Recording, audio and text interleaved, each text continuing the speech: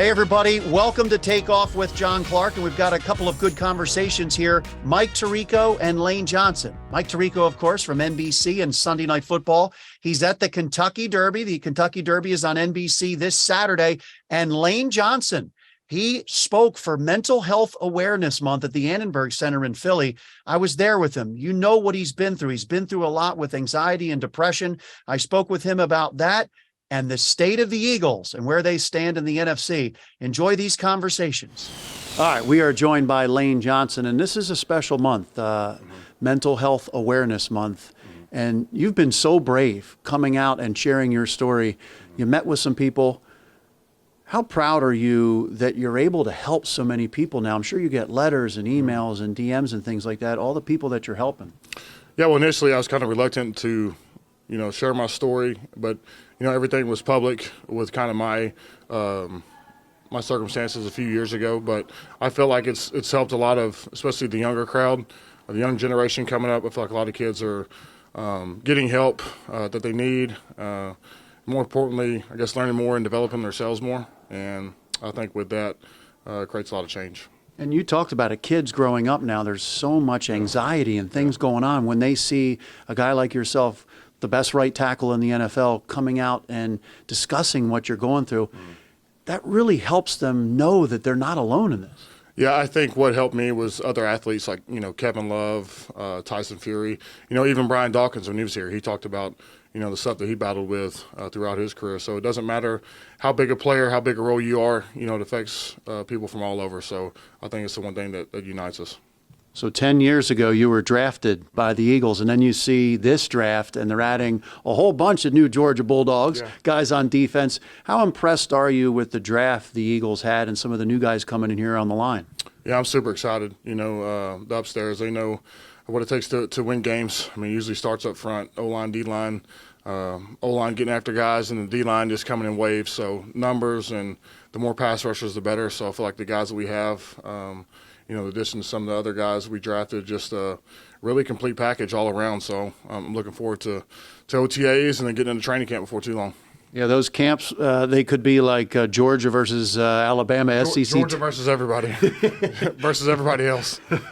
How about DeAndre Swift after what you saw him in Detroit do to the Eagles? How impressive is he as a running back, and how much are you going to enjoy opening holes for him? He's very impressive. I think, he can do things out of the backfield, and you can stretch him out wide, and he can do things out there. So really, the more you can do in this league, the better, the more value you bring to the team. But, having him, can't remember what quarter it was, but I remember pretty early him scampering for a good, 50-yard run against us. Like, who's this guy? But, yeah, excited to have him, and I think he's going to bring a variety of weaponry with him.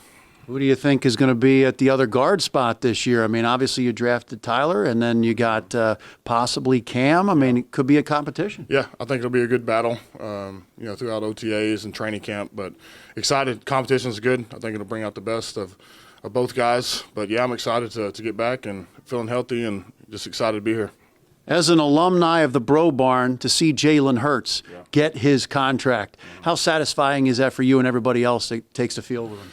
It's just so cool, seeing his journey from, going through what he went through in college, handling all that with, I feel like, an extreme grace, and then being the leader he's been the past few years, adjusting to the NFL and just keeps improving. But, the work ethic and character never changed, and, that's why he's doing the things he's doing.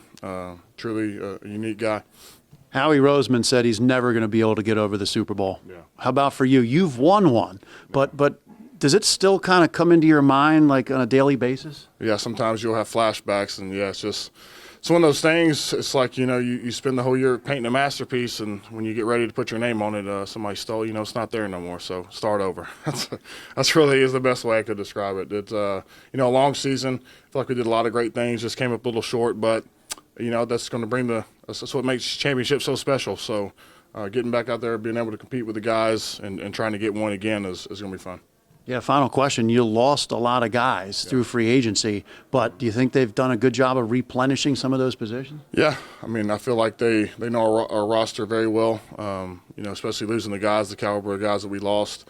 Obviously need to replace those guys, young guys, hungry guys, and then some savvy vets too. So, I trust those guys upstairs. They've been doing this for a long time and a lot of resources to help them with it.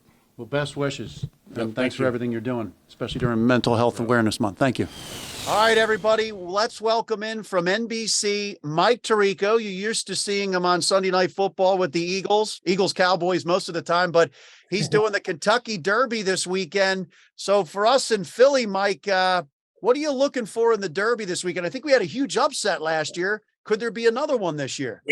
Johnny, we had an incredible upset last year. Rich Strike came out of nowhere at the very end to win the Derby's second longest shot.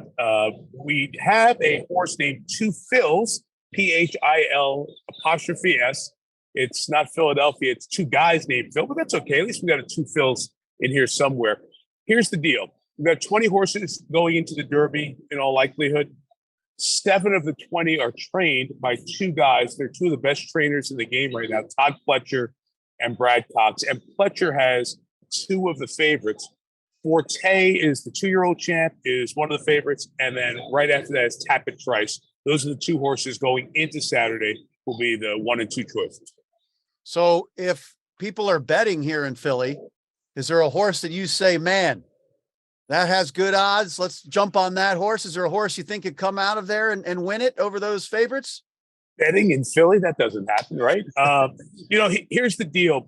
The Derby over the last few years has given us upsets and surprises, but the favorite always seems to be involved first, second, or third, most recently second or third. So if you like to do exactas with the top 2 horses, or a trifecta with the top 3 horses and any combination box trifecta, I would say history recently tells us include the favorite, which would be Forte in that mix. So however you like to handicap the race, don't forget about the favorite.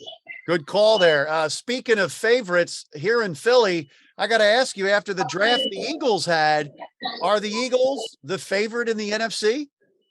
I would think with San Francisco's uncertain quarterback situation, if I start going through the divisions, Minnesota and Detroit are good. There's nobody really good in the South. The Rams are in rebuild mode, but the Niners are the next best team, in my opinion, in the NFC.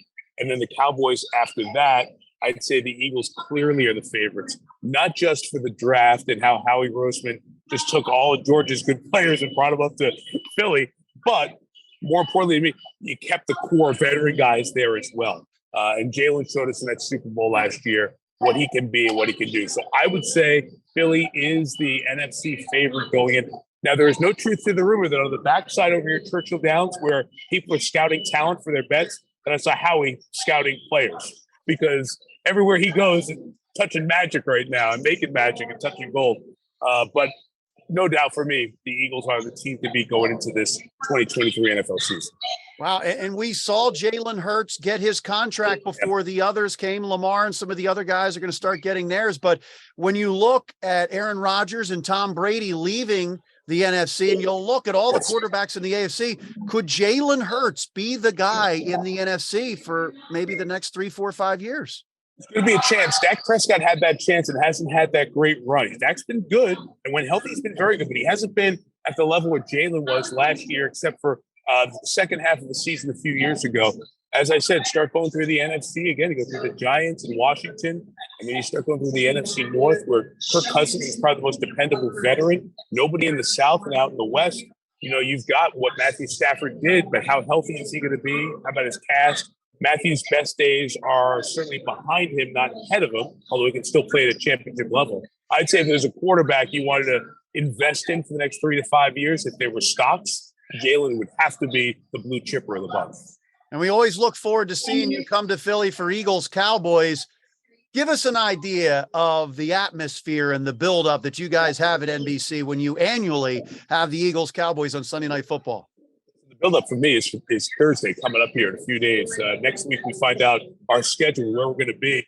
And no matter who it is with the Eagles, hopefully the Cowboys, whether it's in Dallas or in Philly, it's something we look forward to. And I love the fact that Philly is not only good right now, but all the fans are all in on this team. And the energy at the Link is just different than other places, you know, and that's not saying that there aren't good fans in Dallas and New York and Green Bay, all across the NFL. You go to everybody's place, there's some juice. But Philly with a good team and with really good expectations very hard combination to beat. So without a doubt, one of the best parts of next week for me will be seeing our Sunday Night Football schedule and find out when we get to hang and have you take us out to dinner. Always on the NBC account, though. What are you laughing at? What are you laughing at? You got no choice here, John. Always expense that, though. Thanks, right. Uncle NBC.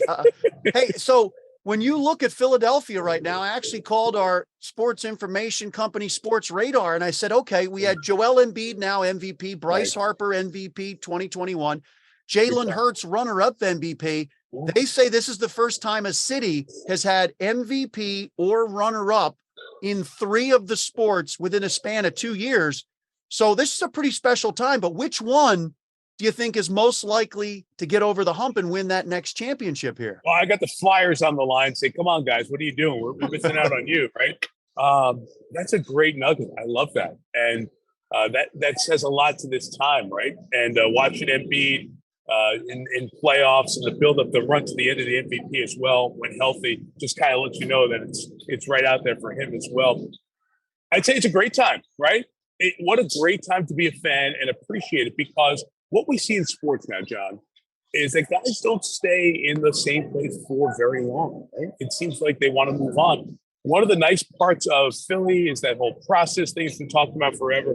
Well, here's Joel delivering on that. With the Eagles, what do you have there? You've got a culture that starts with ownership, with Jeffrey, and goes to Howie as the GM, goes to Nick as the head coach, and now the quarterback. When you got those 4 pieces in the NFL, you got a chance to be good for a really long time. So I love what they have there. And it, is a chance for Philly fans, kids that buy those jerseys, wear them, and grow up really connecting with a franchise and an organization. I know living in Detroit, where you have 4 pro sports teams as well, none of those teams have been good for 10 years. And the kids who are around, they don't get connected to the franchise. So these are generational things that are happening right now. And it's exciting to share sports with the next generation and for your generation to enjoy it. I think that's what Philly fans have in spades right now. You're so right. The Bryce Harper Phillies run of the World Series. I had some fathers saying my kids actually want to go have a catch now. They weren't into baseball at all. But it's interesting when you think about who could be the likeliest to win a title, because you look at the NFC, Eagles have a good path to the Super Bowl, but you got those tremendous quarterbacks in the AFC. In baseball, man, you got the Braves, you got the Mets, you got the Dodgers, you got these teams in the National League. And then you look at the Sixers, if they could get by the Celtics. I know Joel's banged up. I mean, which do you think is most likely? That's where I was going to go with that part of the equation too, John. I should answer this question better. I think this is a huge series. And here's what I'm looking at in the East. The Knicks and Miami, I think, are going to bang heads, 6-7 game series. Physical, taxing series. I think Lakers, Golden State, also going to be a long series out west. Denver's the one sitting out there. If they can knock off Phoenix quickly and get some rest, it might bode well for them down the line. Other than that, if Joel is healthy and Harden can have a game like he had the other night, I love those 2 guys, because I've got a big and I've got a perimeter who can put up 40 points in a game. That's a hard combination to talk about every night going in. You can't take away both of those guys and win. So if I had to pick one, I think the Sixers right now have just as good a chance as the Eagles do coming in to this season, because the AFC is stacked. Whoever gets through there is going to be a terrific team and very tested. So I might lean, since we're talking betting in the Derby weekend, I might lean Sixers right now and then Eagles. Interesting. So with the Eagles draft, a lot of people here in Philly were talking about getting an offensive player like a running back, Bijan Robinson. We knew the Eagles would not draft a running back that high, but do you think with the defensive guys they brought on with the defensive line, do you think that they're looking ahead like, okay, we need to find a way to stop a Patrick Mahomes or a Joe Burrow in a Super Bowl? I think he stopped every team with a defensive line. Line play. Some of the roots of this franchise are still in the Andy Reid of build with a line and you build out. Look at Kansas City. Mahomes has changed that equation a little bit. But when you think about it, every success is up front on both sides of the ball.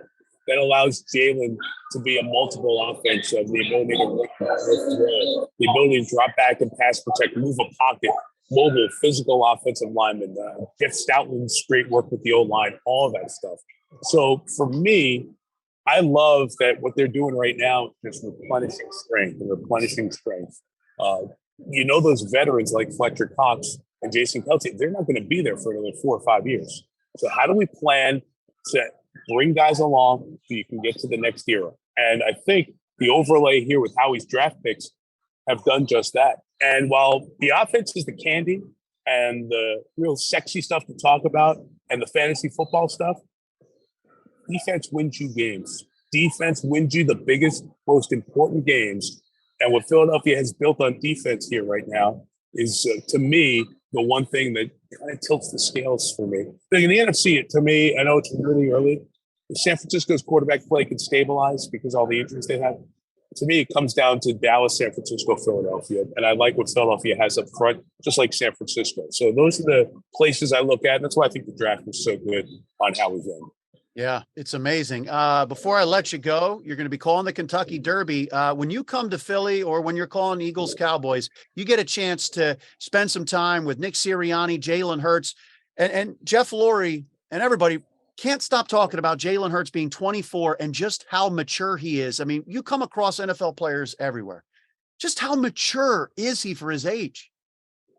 You nailed the word. It's the maturity, presence, an unflustered way about him that I think takes it to a level that you don't see with a lot of other players. What do I mean by that? I think being around a dad who was so involved in coaching helped him be prepared that, hey, if something's happening, it's okay. We'll do our best. We'll process it. We'll move on to the next play. We'll forget it and move on. And the big turnovers don't stop you. They need to be, okay, we had a bad play. Let's come back and make 4 good ones and make up for it. And he has a maturity about him when you speak with him, a calmness that, when you walk by him, you go, okay, I would trust my business in his hands. I trust our success in his hands. And that permeates through a team. So, I think of the Jalen Carter pick, and people go, will some back off because there's off the field questions about this or that? That's a locker room that's going to take care of that kind of stuff. And that starts with the coach, but it also starts with the team inside that locker room. And in your quarterback, you've got a mature leader at a young age, which people would die for in the NFL. And it's something I think that will serve this organization and the city very well for the next several years. It's funny, and you made a good point there. It's funny because sometimes you see Nick Sirianni getting overly emotional during the games, and even a couple times Jalen has calmed him down. He calms him down. I love it. But see, Nick's a fit. And I'm going to take you to a weird place here to make a point. I live in Michigan. Rich Rodriguez was hired as the coach at the University of Michigan. I covered Rich for a bunch of years. Rich was a heck of a football coach, really good college football coach, terrific at West Virginia. Rich wasn't a fit for what the University of Michigan was, Bo Schembechler, Jim Harbaugh, that kind of stuff. Rich was like this spread, quick, run a bunch of plays offense. Michigan's a physical, downhill running team, tough defense. So what's the point? Sometimes coaches fit, and they fit the franchise, they fit the fan base, and they fit the city. And I think Nick is the perfect example of that. And there's a toughness, there's an edginess, there's a cockiness. Come on, take us on, right? And I think that gets everybody in the mindset of being able to thrive and succeed, where others who don't go in with that edge and that attitude may get swallowed up and not be as good because of what it takes to be great in Philadelphia.